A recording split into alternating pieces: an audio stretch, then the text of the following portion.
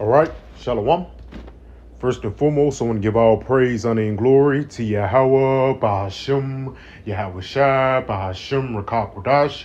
I want to give double honors to my apostles and elders, great millstone, who teach very well, learn this truth from, and salutation out there to the hopeful elect, who continue to push this word in all truth, faith, and sincerity. And also, Shalom to all the men, women, and children who sincerely believe upon the words of Yahweh, Bahashim, Yahweh Shai. And today, man, is brother Ryan from the GMS Birmingham camp. Lord willing, coming back with another edifying video, man, because it's coming to a time when Jake is not going to suffer no more. Because you have to realize the suffering, us being in this lowest state, the first one fired, the last one hired, having that stigma of being an Israelite here in America, is getting to a point when their spirit is being casted away. Why? Because this current kingdom is being casted away, man. Because you have to realize, even though Jake wanted to make it in America, America is the reason to all your suffering, man. It's the reason why you have to pay bills, man. America is the reason why you on child supporting, things not going your way, whether it be your women out of order, your boss pissing you off at work. Hey, all roads leads back into Esau, Edom. Because you have to realize you go into the curses. Matter of fact, let's go ahead and get that. Let's start off with that in the book of Deuteronomy 28. And we're going to jump down. Deuteronomy 28, and I'm going to jump down to verse 40. Start at verse 48. It says, "Therefore thou shalt serve thine enemies, which the Lord Yahweh shall send against thee, in hunger, and in thirst, and in nakedness, and in the want of all things. And he shall put a yoke of iron upon thy neck until he have destroyed thee." And right there, put Esau Edom on the scene. Because this is the guy who you get all your resources from. Let's say even if you buy your own farmland and you get that, number one, you got to buy it from Esau. But let's say if you get cattle and seeds and cotton and all that, you still have to go to Esau for that. Even something as simple as getting your water. You have to go through Esau to get all these things. But it says, "Wait, he shall put a yoke of iron upon thy neck," which is the representation of slavery, "until he have destroyed thee." And if you look at the if you look at our people as a whole today, we are destroyed mentally, man. Jake don't know their head from their ass nowadays, man.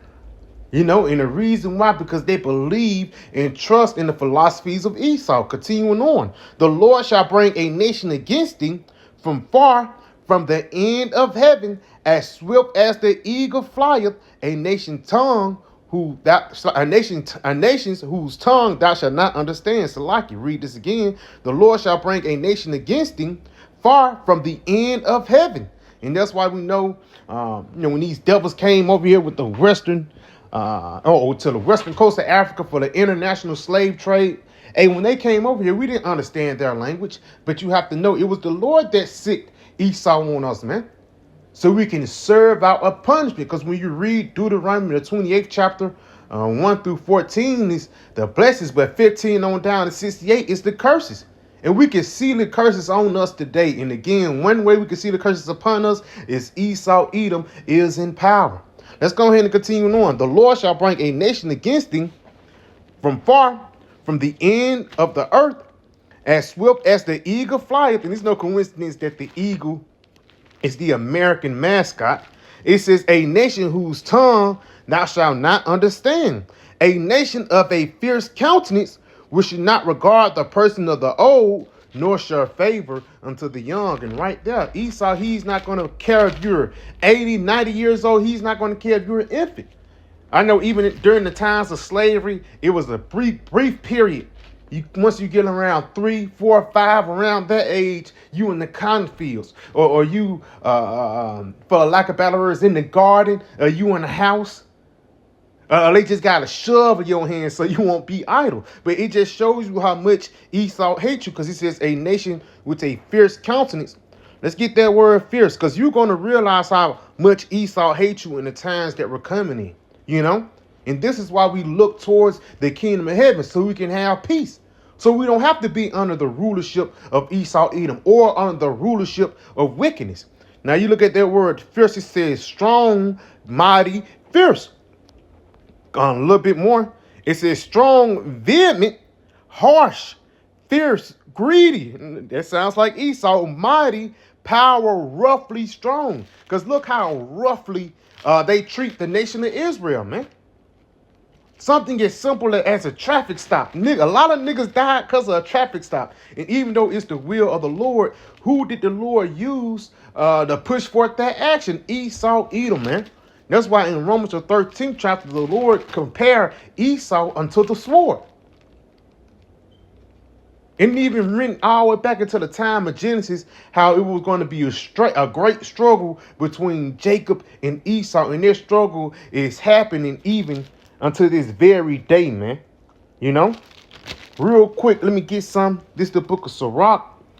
I think it's 26. This is the book of Sirach, 26. And I'm going to start at verse... Sirach, I think it's 25. I can...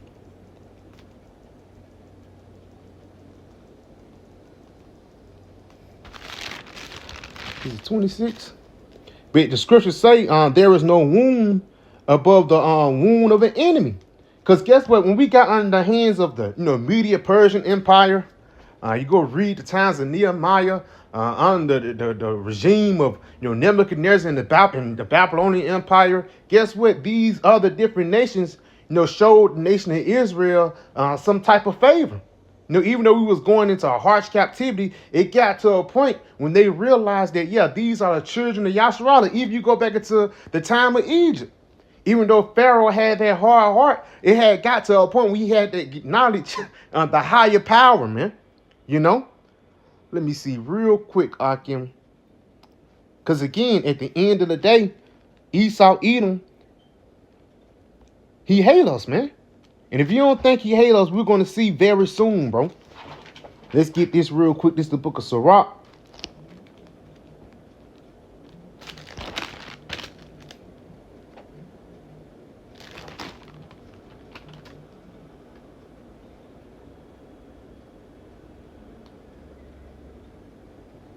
Yep, this is the book of Sirach, 25 in verse 14.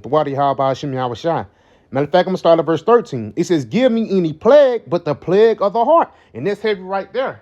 Because you don't want to lose the Holy Spirit, man. Because if you have the plague of the heart, that basically means you don't have no understanding. You don't know what's going on. And basically you're lost in the sauce.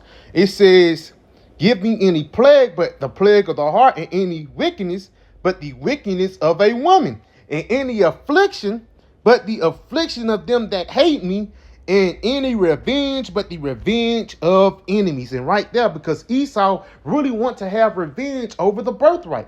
That's why so much hell come upon the so-called black, Latinos, and Native Americans, man. Especially starting off with Judah. That's why it's a scope on the nation of Israel. And the reason why it always goes back into Genesis, the 4th chapter, and Genesis, the 25th chapter, that blessing, man. And also that judgment that Cain is going to have to serve. So Esau is going to go to the extreme to try to hold on to this wicked kingdom. And going to the extreme is putting hell on Jake, man.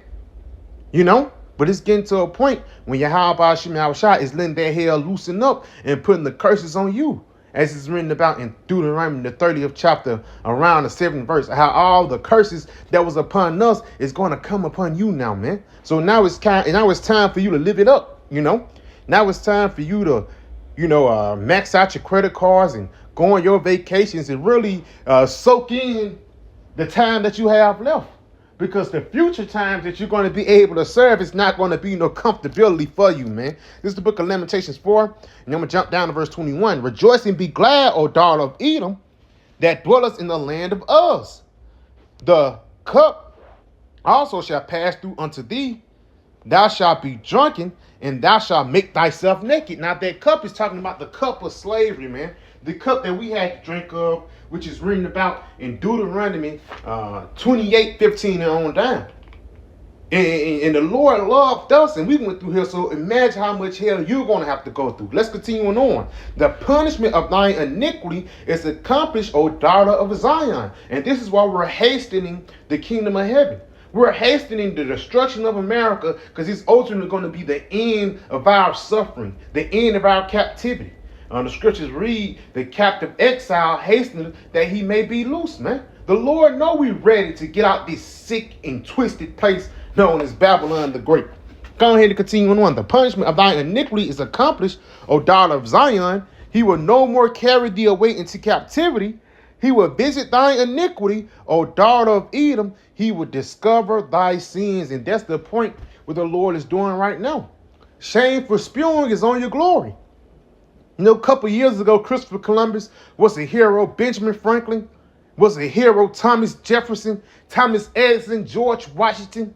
All these guys a couple years ago was the founding fathers of America. But you fast forward now, since the Holy Spirit have been flowing throughout the planet Earth, now everybody can realize that you the devil that the Bible speaks of. You the guy that's making everything worse, man. And it's going to get to a point when the Lord is going to make everything worse for you. You know, let's go ahead and get one more precept before we go to Lazarus and the rich man, because that's the whole, inspiration of this lesson. Because Esau been kicking our ass, but it's going to get to a point where the Lord is going to let us do the same thing, man. Wherever you reap, you're going to sow. You reap slavery. You reap destroying somebody's heritage, destroying households, destroying family. You know, you ain't just beat him up and let him go on by his day. You went to the extreme. You whooped his kids' kids after that, and so on and so forth, man. You got to realize Jake talking about generational wealth while Esau got generational hatred for you, man. Even tells us these devils come out the womb, speaking lies. That's even talking about, it's really talking about when they came back into the Renaissance Empire. But again, as soon as these devils got back into rulership, the first thing that was on their list is to get Jake back, man. Let's go ahead and get this real quick in the book of Job, though.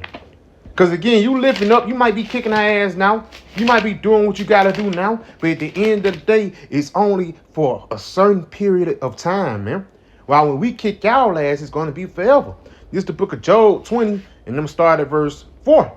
Knowest thou not this of old, since man was placed upon the earth, that the triumphing of the wicked is short, and the joy of the hypocrite but for a moment? Right there.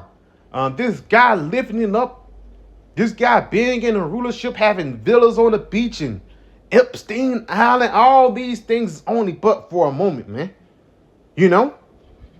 Continuing on, it says, though his excellency mount up to the heavens and his head reach the clouds, yet shall he perish forever like his own dung. Because it's not going to be anything that's going to remind you of Esau in the kingdom of heaven. It's just going to be like dung when you flush the toilet. And you don't try to save that dung, a piece of turd, you saving it, and you're going to put it in the glass forever so you can remember it. No, you're going to do away with the whole thing, even the tissue, You don't even want to see the tissue no more. And it's a offense. Now, when you flush that toilet and it comes back, you get pissed a little bit, man. Whether you got to get the plunger and violently, push that thing down, or whether you have to do a second flush, as long as the turd goes away. And that's the same thing with the empire of Esau, as long as it goes away. Because guess what? The end of Esau rulership, the end of Esau regime is actually the beginning of life. That's why we go back to 2nd Ezra, the 9th chapter. It says Esau is the end of the world. But guess what? Jacob is the beginning of it that followeth, So after this wicked rulership have his time, have his measure fulfilled, for lack of better words, then we can really know how it feels to live. But before then, we must go through hell.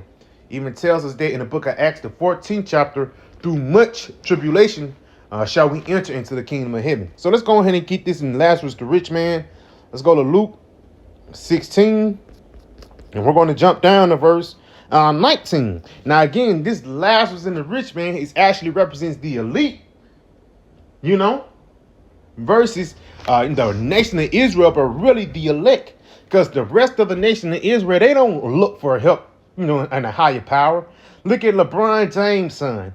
And LeBron James, they really trusting in generational wealth right now. They're not trusting in the power and the wonders ahead that the Lord have prepared for us. So let's go ahead and get this. This Luke 16, I'm going to start at verse 19. It says, there was a certain rich man which was clothed in purple and fine linen and fared sumptuously every day. So he was living it up every day, man. Again, if you go into these higher ups, I ain't talking about the owner of a building. I'm talking about a boss, a true guy that actually have control in this society. I ain't talking about billionaires or even millionaires. I'm talking about guys that's going up there into the trillions who actually control, who write the laws. In a quote, a banker said, he said, I don't care what the nation's currency is. He said, I don't care who write the laws. All I care about is who controls the currency, because whoever controls the currency controls the laws. And once you go into these guys that have even a little guy like Hunter Biden, this guy here have a 2-week span of him just doing drugs in Croatia and then come back to the U.S. for a little break and then go out and fly again and do the same thing all over again. You have to realize a lot of these Edomites, especially these Joe Six-Pack losers, these 2-time losers, for the lack of better words, they fulfilling, Lamentations the 4th chapter.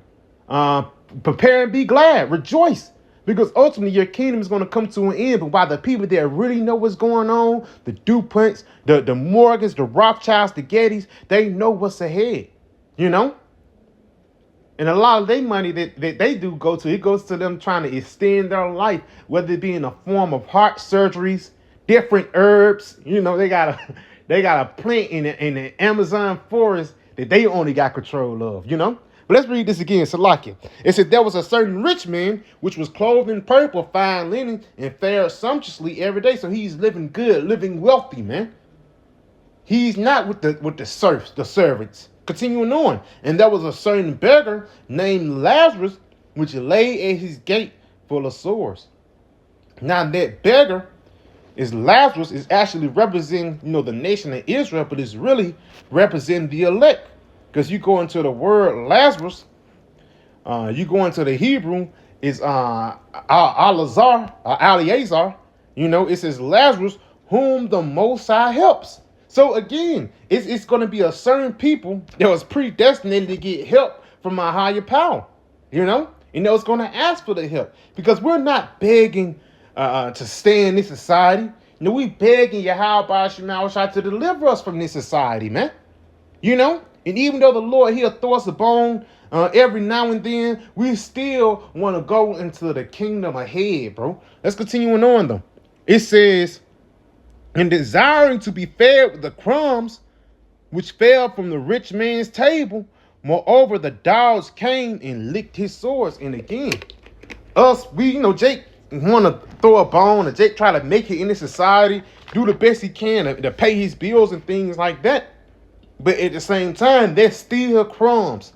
A $500 light bill to an Edomite is crumbs, man. He got 4 villas who light bill $12,000, and he don't even be there. You have to realize, man, Esau is living it up. It's just Jake, we're at the bottom. We're going through hell. We're at a lower state here in this society. Why? Because this is not our kingdom.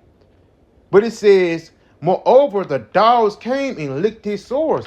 Now, those dogs are actually the representation of these different heathens who Esau actually sick on us in the form of gas station, hair braiding, beauty supply stops, hair braiding stores. Those are actually owned by these different heathen to get off on Jake.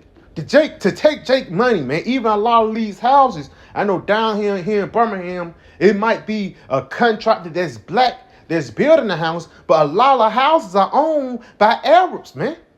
An Arab would give a nigga from the west side, he'll give him $100,000 to fix up 2 houses in West End, and Jake could do it in East, and the Arab would get the overhead, for the lack of better word. His brothers know what I'm talking about, man. And the reason why they did that, because Esau made that available to them. As soon as they come over here, they get a loan, they get a gas station, and for lack of better words, anything else you want to beat the nation of Israel down. That's why a lot of these stores, corner stores you go into is played towards Jake. You go into those stores up on the hills, for a lack of better words, it's not no gas station that had fitted caps and jerseys hanging around. It look more professional. But once you go into the hood, it's like a clothing outlet on a little bit. They got shoes there. They got bootleg jerseys and fitted caps to match. And who is they pushing that towards? Nobody but the nation of Israel. So let's get this in the book of Zechariah 1:15. I am very sore displeased with the heathen that are at ease. For I was but a little displeased, but they helped forward the affliction. And that's a part of these devils licking our wounds. Because we already, the wound's already trying to heal. It's already infected. But soon as a dog come and lick it, he actually make it worse. So let's go ahead and continue on. That's why all these heathens are going to have to pay too. Like we going to the kingdom, we ain't going to touch him because he black. No, we're going to whoop your ass too. Let's go ahead and continue on though. It says, and it came to pass that the beggar died and was carried by the angels into Abraham's bosom. And it's like the rich man also died and was buried. And that's the spirit how Abraham bosoms, father, exalted father. You go into somebody's bosom, that shows like you have a close pending relationship with them, man. Basically somebody give you a hug, they embracing you. So when we died, for lack of better words, after this society, the Heavenly Father is going to embrace us. It says the rich man also died and was buried. Now, when you buried, you get put in the ground, man. Let's go ahead and continue on. And he lifted up his eyes, being in torments, and seeth Abraham afar off, and Lazarus in his bosoms. So in the kingdom, which will soon come, these devils will be in torments. Let's look up that word torments. Because this torment is not talking about a physical hell. Because showing you this is not talking about a physical hell, because Lazarus and Abraham there. Why they not burning? So let's get this real quick. In torments. In torments, it says, the rack of instrument of torture by which one is forced to divulge the truth, torment, torture, acute pains. That's pretty much it on that. Let me see if it's a little bit more. That's it on that. But torture, basically another form of torture too, is slavery, hardcore slavery. Continuing on. And he cried and said, Father Abraham, have mercy and send Lazarus that he may dip the tip of his fingers in water and cool my tongue, for I am tormented in this flame. Now, this is not talking about him actually getting water in hell. He's actually asking for relief. When you thirsty and you out there in the hot sun, ain't nothing more relieving than a cool drink of water, man. But it's a metaphor. So he's asking Lazarus to give him relief. Don't put that much hell on me. For lack of better words, don't put that much hell on me, man. Can I get a 15-minute break? In Esau, he'll give you a 15-minute break when it take 4 minutes to walk to the damn break room, man. But let's go ahead and continue on. It says, but Abraham said, son, remember that thou in thy lifetime receivest thy good things, and likewise Lazarus evil things, but now he is comforted and thou art tormented. And that's the beautiful thing about the kingdom of heaven, man. Because even though we was tormented in this lifetime, in the lifetime ahead, the Lord is going to have mercy upon us, man. He's going to have peace upon us. Because guess what? For the lack of better words, we went through hell, but at the end of the day, we're going to overcome it through Yahweh Shai. That's why, for the lack of better words, when these other nations, when these curses come upon these other nations, they're going to fall apart. Because they're not actually built to take the things on that Israel take. We don't know how Esau can survive the first day. Because the Lord said, give it to him double. And Jake made it through the grace of God, through the spirit of Yahweh. But how much more Esau? That's why the Lord going to have to give us those spiritual powers, man. To bring him back to life and, do it again. That's a part of that torture that the Lord is going to have for Esau too. Because it's not going to be no way you're going to escape the punishment ahead. Jake couldn't escape the punishment. Let's say even those guys during the time of the international slave trade who tried to jump off and get eaten up by sharks or jump off and die by drowning. Guess what? Do you know those people, those same people who did that was reincarnated back into slavery, man? So it's no way you can escape the hands of Yahweh Hashem Shai. That's why I says it's a fearful thing to fall into the hands of the Lord. Even this guy trying to do space station, Elon Musk, trying to extend life, having underground bunkers. That's this guy trying to escape the will of Yahweh Hashem Shai. But we know the scriptures, let thy will be done on earth as it is in heaven. It's already declared in the heavens that you're going to go into slavery, Esau. The only thing now is we have to wait it out and let prophecy play its part. Continuing on. And beside all this, between us and you, there is a great go fix. Like middle class and lower class and upper class. It's going to be like there ain't going to be no ain't going to be no middle class in the kingdom of heaven. It's going to be Israel and the rest of the nations, man. And you're going to tell the difference between, that's an Elamite, or that's a Hamite, or that's an Israelite. People ain't going to go by skin color then. They're going to go by the spirit. Because the Lord going to bless us. Continuing on, though. It says, so that they would pass from hence to you cannot, neither can they pass to us that will come from thence. So like we can't get in on your kingdom, you're not going to be able to get on this kingdom because you haven't put in on this, man. You didn't suffer like we suffer, man. So at the end of the day, you're the one that put us through hell. We're going to put the same hell upon you, Matter of fact, let me get something real quick. And I'm going to jump back. This is the book of Psalms 18. And I'm going to jump down to verse 30. I'm going to start at verse 37. It says, I have pursued my enemies and overtaken them. Neither did I turn again till they were consumed. Yes, because that's how we're going to be in the kingdom of heaven, man. And we're pursuing you now through rulership, through this wisdom, through this knowledge. And Esau know that Jacob is on his heel now. And nothing you can do to, let loose that grip. At the end of the day, Jacob will be the next kingdom ruling. It says, I have wounded them that they were not able to rise. They are falling under my feet. Yes, because when the Lord take you down this time, it's not going to be like in the Roman Empire when there's going to be a Renaissance part 2 or the kingdom of Esau part 3, the return of Tema. No. At the end of the day, this is going to be the end all of wickedness and actually the beginning of righteousness. Continuing on, though, it says, for thou hast girded me with strength to the battle, and thou hast subdued unto me those that rise up against me. So those that was in Deuteronomy 28th chapter, around the 48th verse, the nation with the fierce countenance, the Lord is going to rise up against that wicked nation. Continuing on, it says, thou hast also given me the necks of my enemies that I might destroy them. And a part of us getting the necks of our enemies is having that yoke of iron, man. And that yoke and iron is the representation of us having complete control of you, man. Having you in captivity.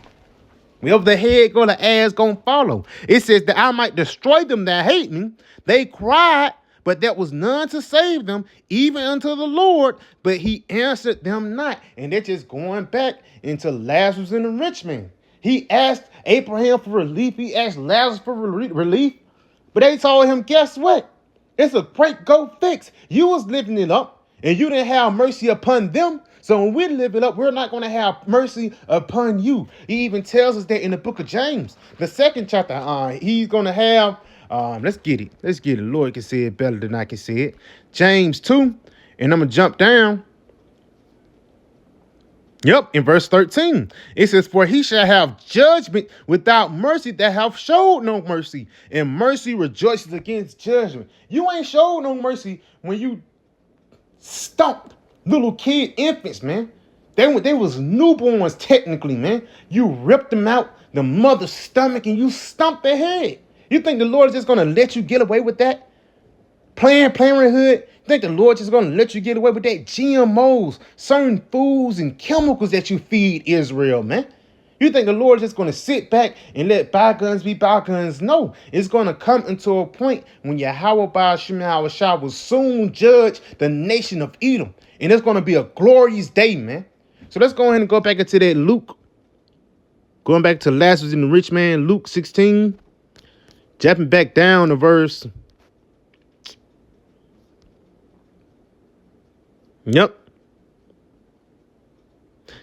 Jumping back down to verse 26. And beside all this, between us and you, there is a great gulf fixed, so that they which will pass from hence to you cannot, neither can they pass to us that will come from thence. So it's going to be a wage gap.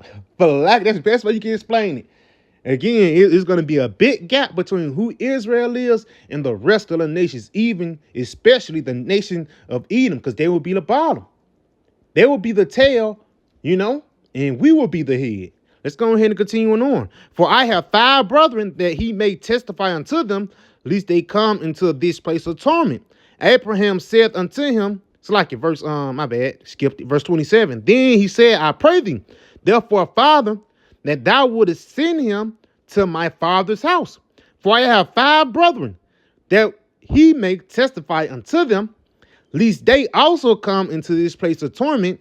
Abraham said unto him that it's like if they have Moses and the prophets, let them hear them. Guess what? You got the scriptures, man. So it ain't like you don't know about the things ahead. It ain't like Esau is not privy into the judgment that he have prepared for him in the future times. You know why? Because he have Moses and the prophets. Continuing on. And he said, nay, Father Abraham, I don't want to hear the scriptures. He throwing the words behind him. But if one went unto them from the dead, they will repent. And he said unto them, if they hear not Moses and the prophets, neither would they be persuaded, though one rose from the dead. Because we are the ones that rose from the dead. We are the ones that was known as Negroes, and sucking and jiving until the Holy Spirit came upon us. As soon as we was awakened, the first thing we started doing is Ezekiel, the 35th chapter, prophesy against Mount Seir, man. That's a commandment, thus saith Yahweh Ba'ashim Yahushai. So again, we're prophesying against our enemies, and we're telling these devils right in front of their faces that they're going to be taken down, man. And that's why these devils are in shambles here in these latter days. So yeah, I pray this video was edifying when it said, call Halayim La, Yahweh, Bahashim, Yahushai, Bahashim, Rakakodash. I want to give double honors to my apostle and elders, great millstone, and Shalom.